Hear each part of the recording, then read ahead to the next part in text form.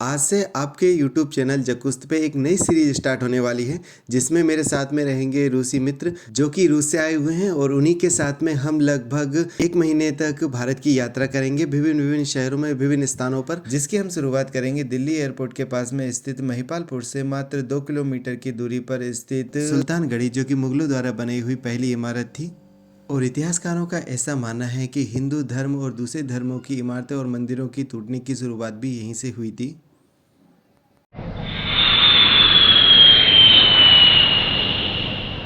स्वागत है, अभिनंदन है। मेरा नाम है संजय सिंह और आज मैं आ चुका हूँ दिल्ली के इंदिरा गांधी एयरपोर्ट टर्मिनल 3 पर।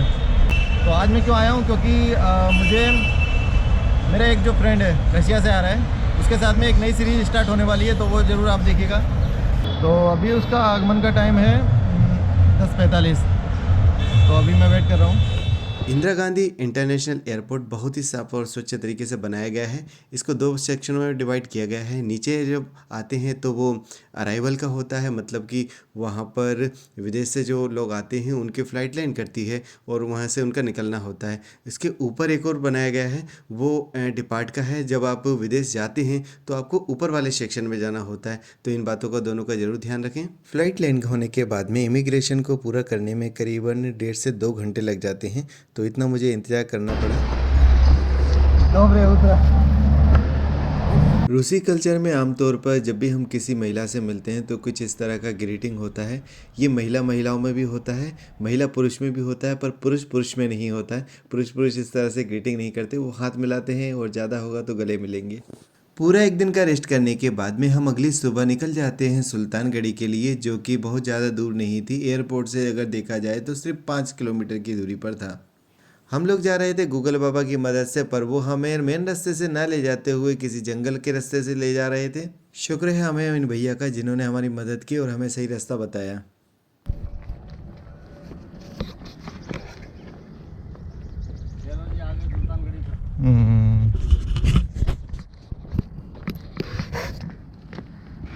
इसका गेट तो इधर है, किधर आगे? इधर रोड की तरफ है। अच्छा। तो अभी समय हो रहा है सुबह के 9 और हम लोग आ चुके हैं सुल्तानगढ़ी, और शायद हम पहले टूरिस्ट हैं जो आज इतनी जल्दी यहाँ पर आ चुके हैं। दिन भर यहाँ पर काफ़ी टूरिस्ट आते रहते हैं। और ये अगर मैं एरिया की बात करूँ तो ये है मलाकपुर, जो कि बहुत ज़्यादा दूर नहीं है महिपालपुर से, जहाँ पर हमने स्टे किया है। मात्र 1 से 1.5 किलोमीटर की दूरी पर है। तो हम लोग सुबह पैदल ही यहाँ पर लोग आ गए थे। और क्योंकि यह एक मकबरा है और यहाँ के जो लोकल ग्रामीण हैं वो यहाँ पर पीर बाबा के नाम से जगह को जानते हैं, इसीलिए जब भी अंदर जाते हैं तो जूते चप्पलों को बाहर ही उतार दिए जाते हैं। अंदर जाते ही आप देख सकते हैं कि गेट की चौखटों के ऊपर पत्थरों के ऊपर जो नक्काशी की गई है, नक्काशी नहीं बोलेंगे, इसकी आयतें वो हैं कुरान की, वो उनको दर्शाया गया है। तो आइए अब हम लोग अंदर चलते हैं और अंदर चलते हुए इस घड़ी के इतिहास के बारे में भी जान लेते हैं। 1231वीं ईस्वी में लगभग 62 एकड़ के एरिया में बनवाया गया यह मुगल और गुलाम वंश के शासक इल्तुतमिश के द्वारा बनवाया गया था। इल्तुतमिश के 3 बेटे थे, उनके तीनों की कब्र यहाँ पर बनी हुई है। इल्तुतमिश की एक बेटी भी थी जिसके रजिया सुल्तान बोला जाता था और वह भारत की पहली महिला शासिका थी। और इतिहासकार ऐसा भी बताते हैं कि यही वह जगह है जहाँ से मुगलों और गुलाम वंशों ने हिंदू या और दूसरे धर्मों की इमारतों को तोड़ना चालू किया था और अपने धर्म के प्रचार के लिए, प्रसार के लिए उन्हीं इमारतों पर अपने इमारतें तैयार कर दी जाती थी। 700 ईस्वी में जब गुर्जर प्रतिहार युग अपनी चरम सीमा पर था, उस समय यहाँ पर शिव मंदिर का निर्माण करवाया गया था और यह 11 सदी तक बना रहा था। और ऐसा भी बताते हैं कि उन्हीं खंभों की मदद से यहाँ पर इस घड़ी का निर्माण करवाया गया था। गैर धार्मिक स्थानों पर निर्माण करवाने का एकमात्र उद्देश्य बस यही हुआ करता था कि लोगों की यहाँ पर आस्था जुड़ा करती थी और लोग अपने ईश्वर को याद करने के लिए, उनसे प्रार्थना करने के लिए यहाँ पर आते थे, तो उनको पता चल सके मुस्लिम धर्म के बारे में, मुगल धर्म के बारे में, ताकि लोगों का झुकाव इस धर्म की ओर बढ़ सके। सुल्तानगढ़ी एयरपोर्ट के काफ़ी ज़्यादा नज़दीक है, इसी वजह से यहाँ पर आपको हवाई जहाज़ काफ़ी नीचे उड़ते हुए दिखाई देंगे। तो आइए हम लोग चलते हैं इल्तुतमिश के जो बच्चों की कब्र बनी हुई है उसको देखने के लिए। इल्तुतमिश के 2 बच्चों की कब्र यहाँ पर बनी हुई है। इल्तुतमिश का जो बड़ा लड़का था रुकनुद्दीन, जिसकी मृत्यु 1236 में हुई थी, और उनका एक और छोटा लड़का था फिरोज शाह, जिसकी मृत्यु 1241 में हुई थी। उन दोनों की कब्रें यहाँ पर हैं। यहाँ पर लोकल ग्रामीण पीर बाबा के नाम से इस जगह को पूजते हैं और यहाँ पर दिया धूप बत्ती करते हैं, जिसकी वजह से आप देख सकते हैं कि दीवारें जो हैं वो पूरी काली हो चुकी हैं। इल्तुतमिश की मृत्यु के बाद में फिरोज शाह तुगलक ने भी यहाँ पर संगमरमर के पत्थरों से निर्माण करवाया था। संगमरमर के पत्थरों के ऊपर जो बारीक तरीके से निकासी की गई है वह मुस्लिम धर्म के पवित्र ग्रंथ कुरान की आयतें हैं, जिन्हें बहुत ही सुंदर तरीके से पत्थरों पर तराशा गया है।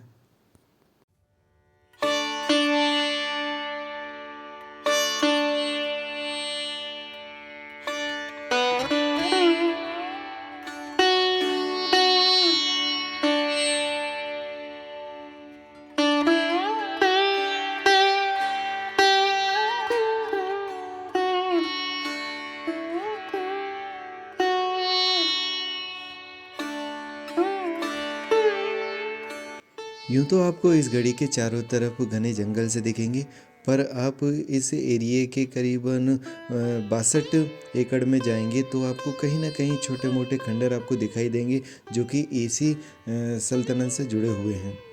तानिया की भारत की पहली विज़िट मैंने सुल्तानगढ़ी से स्टार्ट करवाई है। इसका कारण यही था कि यह एयरपोर्ट के पास में थी और जहाँ पर यह ठहरी हुई है वहाँ से बिल्कुल नज़दीक थी, तो मैंने इसीलिए सोचा कि यहाँ से स्टार्ट करवाना ज़्यादा अच्छा रहेगा और शायद उसे यहाँ पर आके भी अच्छा लगा।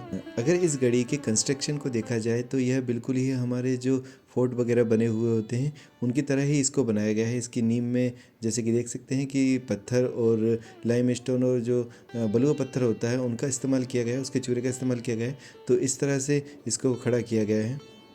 गढ़ी के बाईं तरफ हमें दिखाई दिया यह सूखा कुआं, जिसमें पानी तो नहीं था, पर हाँ उस समय इसमें पानी ज़रूर हुआ करता होगा और इसका इस्तेमाल भी हुआ करता होगा। इस तरह के कई सारे मैंने भी कुएं देखे हैं जो मैं छोटा था तो उनमें पानी हुआ करता था। आजकल वो सभी कुओं में पानी नहीं होता है क्योंकि पानी का स्तर नीचे चला गया है। और सुल्तानगढ़ी के आसपास का कुछ इस तरह का माहौल है, बहुत ही शांत जगह है, चिड़ियों की चहचहाहट आपको सुनाई देती है। मुझे नहीं पता कि इस सुल्तानगढ़ी में आने का टिकट लगता है या नहीं, क्योंकि जब मैं सुबह आया था तब यहाँ पर यह बोर्ड नहीं लगा था और अभी यहाँ पर बोर्ड लगा हुआ है। शायद यहाँ पर टिकट लेना होता है, उसके बाद में फिर अंदर जाया जाता है। तो शायद सुबह हमें जल्दी आने का फ़ायदा हमें मिल चुका है। सुल्तानगढ़ी को विज़िट करने के बाद में हमने मैप पे देखा तो पास ही में हमें एक गुरुद्वारा दिखाई दिया, तो हम लोग पहुँच गए गुरुद्वारा। यह गुरुद्वारा बहुत ज़्यादा दूर नहीं था, मात्र 1.5 किलोमीटर की दूरी पर था, इसीलिए हम लोग किसी बिगड़ साधन के पैदल ही वहाँ पर पहुँच गए थे। और इस गुरुद्वारे का नाम है गुरु सिंह साहिब, जो कि बसंत विहार में स्थित है। तो अभी हम लोग बसंत विहार में हैं। गुरुद्वारा और सिख धर्म से मैं बहुत ज़्यादा प्रभावित होता हूँ, क्योंकि इनकी जो सेवा भावना होती है, अपार शक्ति होने के बाद में भी इनके जो स्वभाव में लचीलापन होता है वो मुझे बहुत ही ज़्यादा प्रभावित करता है।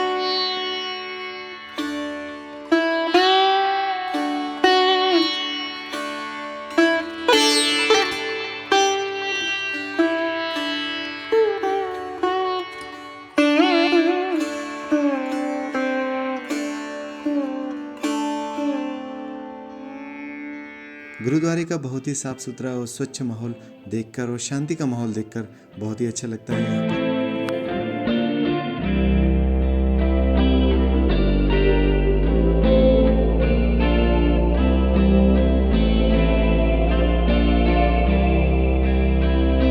और सिख धर्म में जो शादियाँ भी होती हैं वह भी गुरुद्वारे में ही जाके पूर्ण होती हैं, इसीलिए जगह जगह गुरुद्वारे भी बनाए जाते हैं।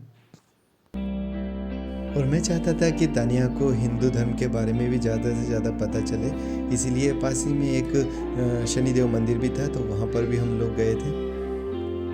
तो इस तरह से हमारा पूरा एक दिन का टूर समाप्त हो जाता है और अगले टूर में हम दिल्ली में ही रहेंगे और दिल्ली के जो और दूसरे टूरिस्ट अट्रैक्शन हैं वहाँ पर जाएंगे और कोशिश करेंगे हम ज़्यादा से ज़्यादा पब्लिक ट्रांसपोर्ट का ही इस्तेमाल करें। और जाएंगे हम उग्रसेन की बावड़ी, जहाँ पर एक आमिर खान की मूवी की शूटिंग हुई थी जो कि पीके थी। और उग्रसेन की बावड़ी के पास में ही बना हुआ है गुरु साहिब गुरुद्वारा, तो वहाँ पर भी जाएंगे, वहाँ माथा टेकेंगे। वहाँ पे जो लंगर सेवा चलती है उस लंगर का हम लोग स्वाद चखेंगे। उसके बाद में हमारी शाम ख़त्म होगी इंडिया गेट पर, तो इंडिया गेट पर भी हम जाएंगे। इनको देखने के लिए आपको हमारे साथ में बने रहना बहुत ज़रूरी है और आप लोगों का सपोर्ट हमारे लिए अत्यंत महत्वपूर्ण है। इसीलिए आप लोगों से अनुरोध है कि अगर आपको ये जो वीडियोज़ अगर अच्छे लग रहे हैं तो उन्हें लाइक ज़रूर कीजिए, और अगर आपने अभी तक हमारे चैनल को सब्सक्राइब नहीं किया है तो उसे सब्सक्राइब ज़रूर कर लीजिए। ये बहुत ज़्यादा इंपॉर्टेंट है हमारी आगे की यात्रा के लिए। आने वाली वीडियोज़ में आपको बहुत ही ज़्यादा अच्छा लगेगा। अलग अलग टूरिस्ट अट्रैक्शनों पर हम लोग जाएंगे, अलग अलग शहरों में हम लोग जाएंगे, वहाँ का खान सहन, रहन सहन और भी बहुत कुछ देखने को इसमें मिलेगा। इसीलिए मैं बोल रहा हूँ कि अगर आप लोगों का साथ रहेगा तो बहुत अच्छा होगा। Thank you so much for watching. Bharat माता की जय।